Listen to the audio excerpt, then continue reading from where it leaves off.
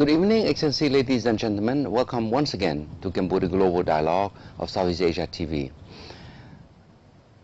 What I'm saying, tonight is that we have a topic that it's all over the world.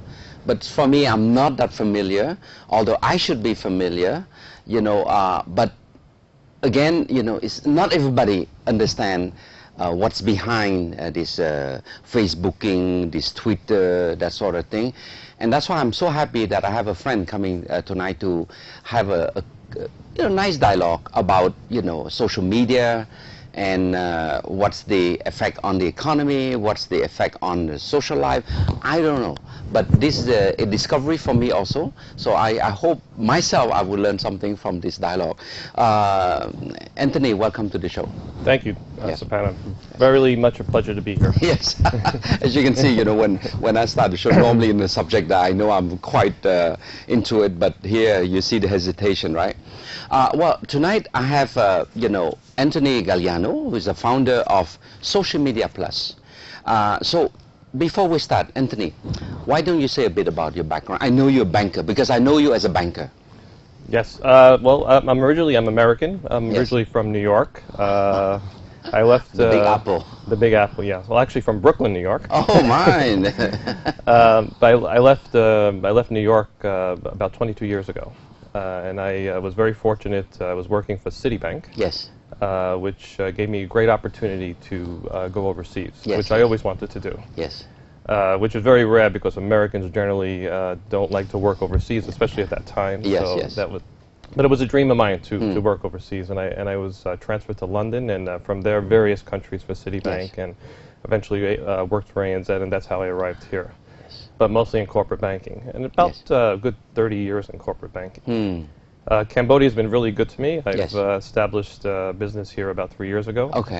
And wanted to be a little bit entrepreneurial. Yes, yes. I guess I reached the stage in life where I wanted to work for myself. Yes, yes. And one of the businesses we've recently established is Social Media Plus. Tell me about it. Tell me about Social Media Plus, and later on we'll talk about social media. Why? Well, so it's a phenomena. I mean, everybody's getting familiar with Facebook, or at least heard of it. And in Cambodia, it's been absolutely amazing, the growth in Facebook. It's now about 660,000 accounts on Facebook in Cambodia, which population-wise is only about 4 or 5% penetration. But there's more. You mean internet-wise? No, there's more people on Facebook okay, than actually internet users. So okay, a good deal of the persons accessing their account on Facebook are doing it through mobile devices. Okay. So you don't have to be using the internet to do Facebooking, right? Well, effectively you do, but you can have a phone that's a wireless phone. Okay. You could be in a cafe. Yes, yes. You could have a Facebook application on your phone. Yes. And as long as you have a Facebook account, you could access it through there rather than being at home in front of a computer or an internet cafe. So mobile devices are becoming critically important for these types of applications. Yes. And there's about 135% penetration, effectively, because the mobile phone makes up a good percentage, 50% or so going through mobile phones. But, you could have gone to so many different entrepreneurial things, being 30 years in the banking business, you see in every aspect of the economy. Why you decide to enter the social media? The Phnom Post, I've been writing with them for about 18 months. Yes, yes. And it's really as a contributor, as a guest columnist. Yes. And originally the idea was to do articles about when the stock market was coming in, to do educational articles. And I think after about 6 months or so, you run out of topics. You could do so many topics on the stock market. And banking or finance in general. So you start to look for topics that are still very business related and important and relevant. Indeed. And one of them was social media. Yes. I mean, I've had a Facebook account for 2 or 3 years.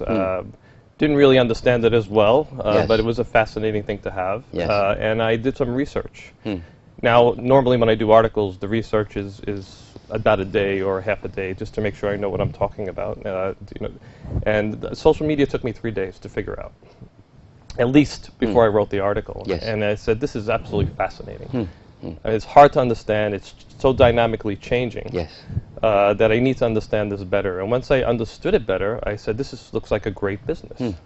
And what was also interesting to me is it seemed a lot of the information I was getting off the web was pretty much similar. So there wasn't a lot of innovation in it. Ah, okay. So I thought this was a great opportunity. I put it on my desk and said, I'm going to do this someday. Okay.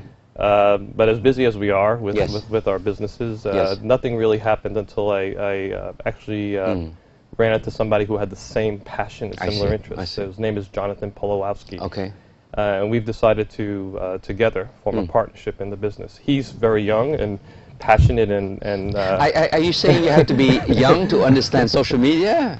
I mean, for us at our age, should we be in social media? I think technology changes so fast, and if you don't have a technology background, which I don't, I have a banking background, and he has a larger degree of technology background, that there's two parts of it. There's the marketing of it, there's the strategic direction you want to take as a business. But behind this is it's a technology product. I mean, we're dealing with something that's, Facebook is a technology product behind it.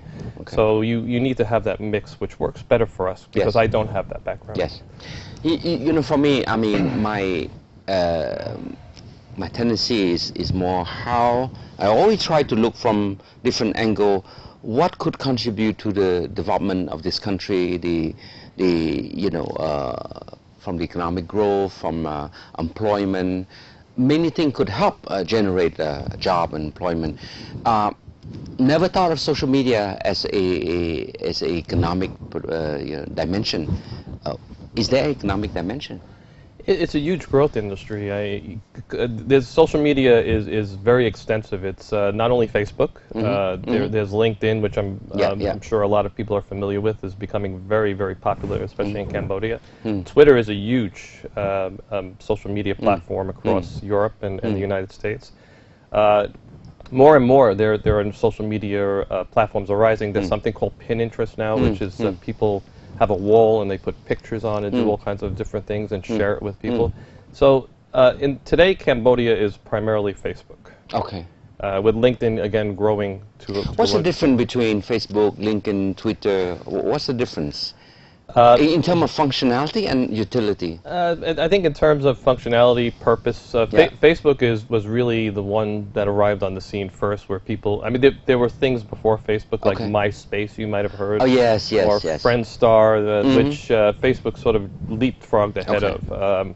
And they didn't succeed to the degree Facebook did, and kind of Facebook has made them less relevant these days. Yes. But Facebook has 950 million users worldwide today, and the growth has been exponential.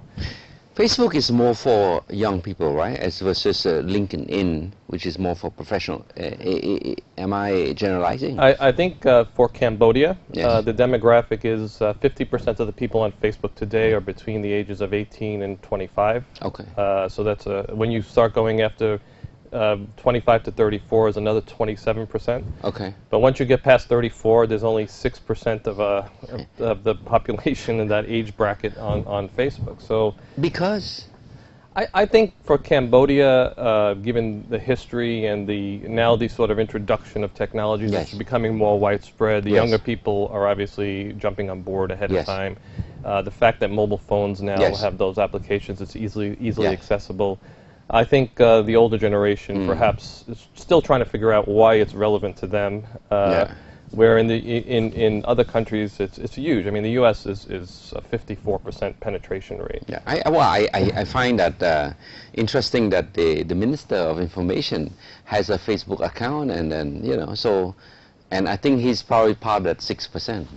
Yeah, again, it's I think people are trying to figure out that age bracket, why it's relevant to them. So younger people are using it today in Cambodia more to interact with their friends. Okay, okay. And to some extent, people find it very silly. You go to a coffee shop, you put on Facebook, I'm in the coffee shop.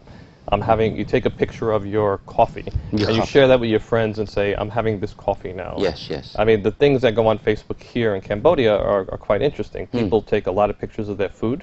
Oh, is that right? Yes. Interesting, interesting. Well, I mean, you and I may not think that's important. If you're eating in a restaurant, you say, let me take a picture of my food and share it with all my friends. But in Cambodia, it's quite popular to do that. Well, I think it's good for the restaurant or the coffee shop to promote themselves. But from and the LinkedIn is more for professional, right? It's more for professionals. It's really gaining a lot of traction now. It's gaining a lot of users. It's becoming very popular. It's basically you put your business profile, your educational background. Okay. You would put the jobs that you've had. Okay. It's a CV effectively Okay. to do that, and any other relevant information you'd want to put to really promote yourself. Okay. It's used a lot by human resource managers. Okay. It's used to share CVs. Yes. It's now has business pages as well, and I think we see. should touch a little bit on Facebook's business pages as Yes, well. yeah. For me, my angle is what are the business dimension that could, sort of contribute to the employment aspect of Cambodia, for example. The way we approach it from social media is it's a business. So okay. clearly our audience, our target market is businesses. Okay. Now, the way you use the internet's changing dramatically, especially in the Western world now towards the emerging markets. Yes.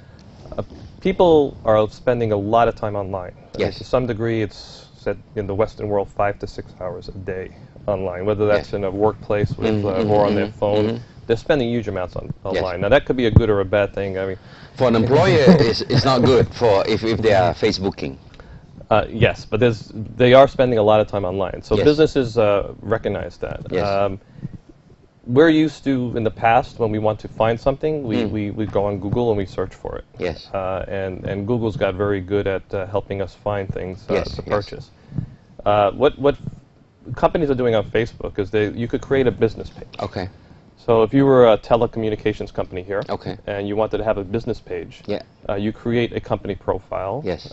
You try to make that business page as informative and educational as possible about your products and your services. Okay. To the degree where what we do now is we try to emulate a website on a Facebook page. So if you visit a Facebook page Okay. and you wanted information, there should be just as much information on a As on a Facebook website. page as there would be on a website. Now, websites are very static. Yes. Yes. So to update them, it's irregular. It's not often that you do Yes, that. yes. Where Facebook pages are dynamic. It's dynamic. So you're getting content. You have a wall, Yes. and you put your content on. Okay, As okay. You could post 50 things a day, 100 Yes. things. It's unlimited, but Yes. you don't want to really pollute your audience with too much information. So you generally post 2 or 3 times a day. So if you're a business and you have a special offer, Yes. let's say even you're a restaurant, to make it simple, you could Yes. put your menus on there. You could talk about your recipes. Yes. You could talk about your chef. Okay. What makes you different as a restaurant, and that could be static on the page and change it as you wish, as if you had a website.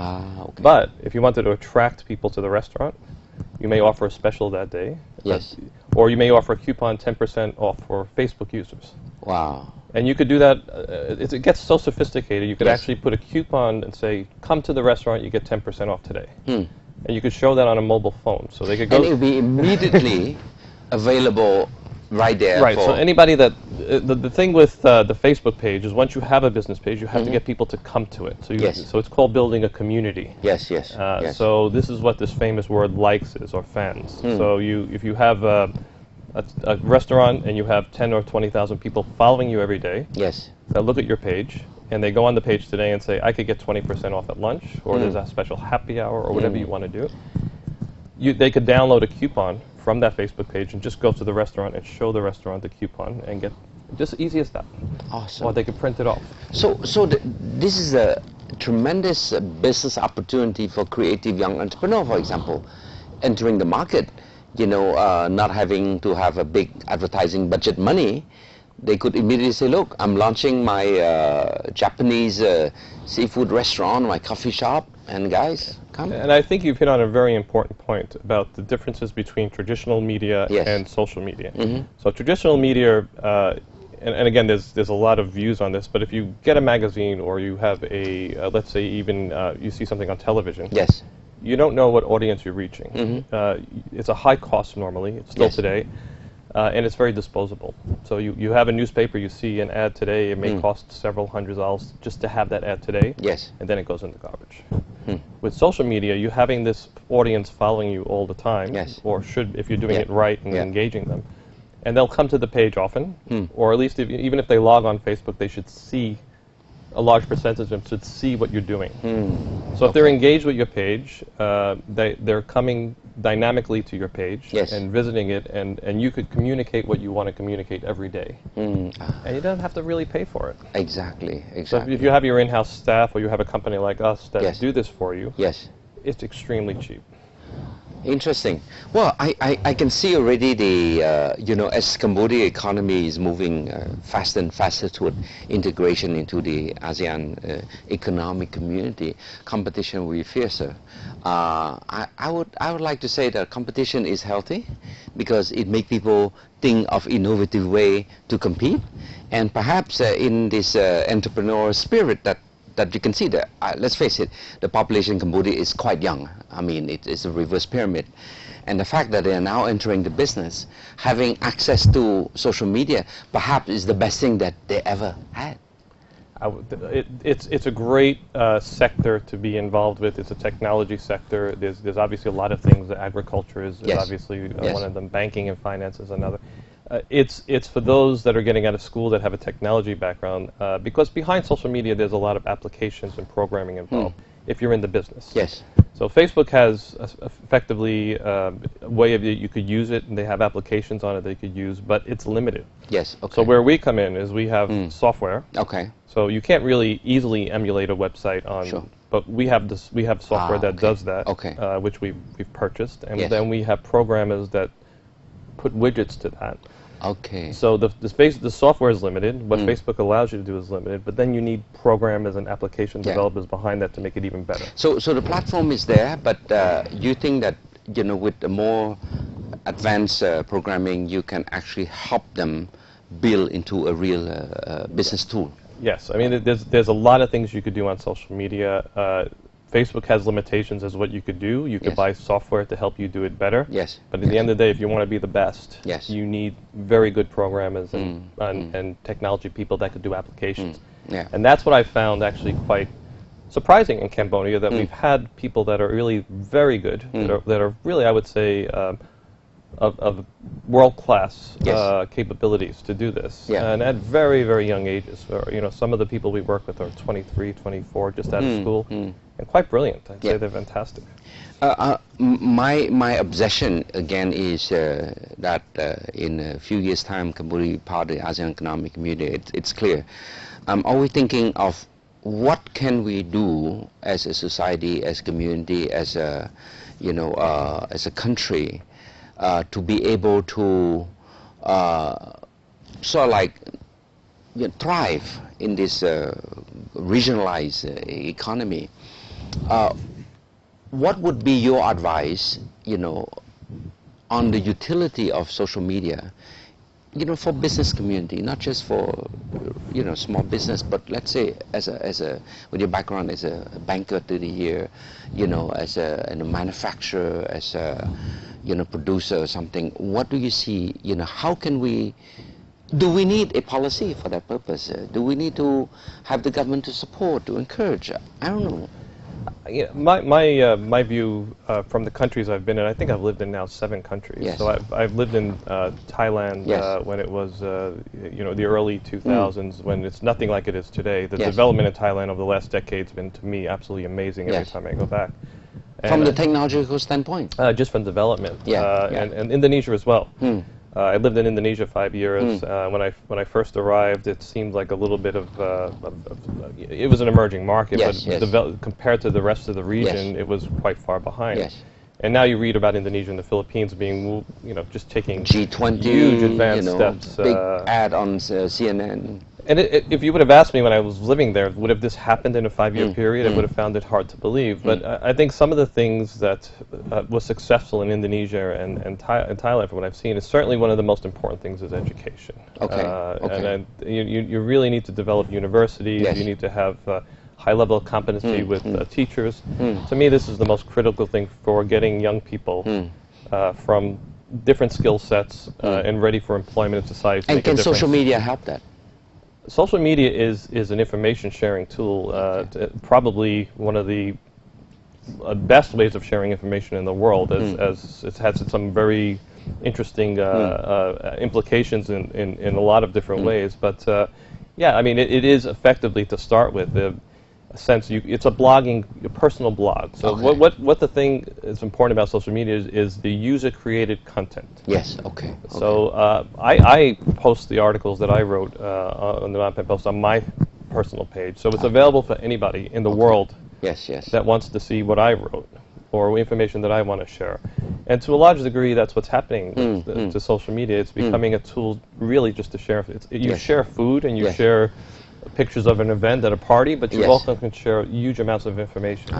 Okay, so it's pretty much the application is unlimitless then. Yeah, you can irrespective post. of You can post as purpose. long as you're following the guidelines. Obviously, Yes. there's things you can't post, Yes, but as long as you're following the guidelines, LinkedIn is another example. You could post a lot of information. It's self-promotion to a degree Yes, as yes. well. Yeah. You're promoting your image. You're promoting your skills. Yes. You could do that through social media for sure. Interesting. Well, I say that, we, as a newcomer into the IT game, where do you rate Cambodia in the context of ASEAN, for example, since you've been in Thailand, you've been in Indonesia, pretty sure you travel around the region. Where do you see Cambodia, in that spectrum? Of course, we're emerging, but the prospect of the future. Yeah, I think we learn from experience, our own personal experience. And I'll go back with Indonesia. I think Cambodia is similar to an extent of both Thailand and Indonesia, where you have a very centralized, educated population in the big cities. Yes, yes. So in Indonesia, you had Jakarta. I mean, it was 20 million people. They had a lot of access to information and schools and education and so forth. And that's really where it sort of spreads out. And a lot of the rural community eventually needs to find jobs and comes to the big cities and then has the access to that as well. And they found that with Thailand. You had Chiang Mai, you had Bangkok, essentially with the big cities. And if you went out and drove half hour outside of Bangkok, then you saw farmland and rural people. I think we have the same thing here. Yes. Phnom Penh and Siem Reap are going to be really the hubs for people to get educational skills and better jobs. You still have your agricultural community in the provinces and the countryside. But to me, it's really the most important thing for the country will be to develop the education system. As you want to develop a better hospitalization and all those necessary services. It's key to all this is education. Anthony, we're running out of program time, and I want to give you a few minutes for your last message to the audience on social media. On social media. Yeah. I think I would say it's clearly growing extremely fast. 10,000 accounts in Facebook alone a week. Social media is very important to use as a social network to share with friends, but also I encourage people actually to use it for other purposes.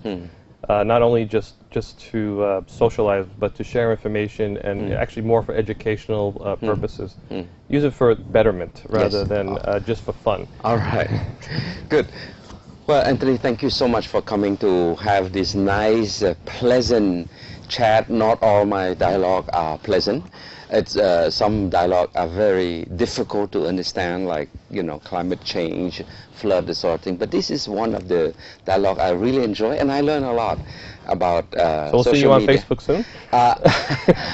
Yes, I think you convinced me the merit of social media and perhaps Facebook. But I'm going to have to clear with my wife and my daughter and my son. Thank you. Thanks, Anthony. Thanks for coming to the program. Well, Excellency, ladies and gentlemen, we have quite a good glimpse on social media, and I must say that I learn a lot about it. But I'm just more sort of like blown away by the dynamism of these tools of information sharing. For me, it's more how do we, we as the audience, how do you just turn this tool, a little bit more than just sharing the picture of your dessert in a nice restaurant, but how do you share more what Anthony said in his last message is the education side of it. How do we share our learning? How do we share our experience? How do we share, our exposure, to our friends in the community that we're in this Facebook.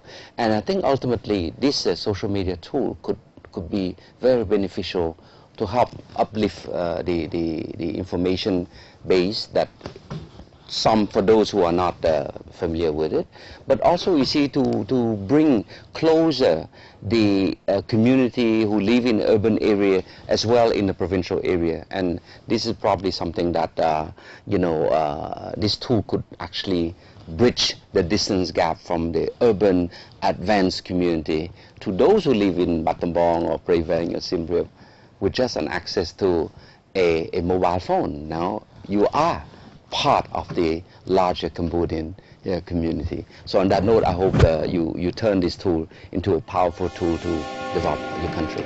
Good night.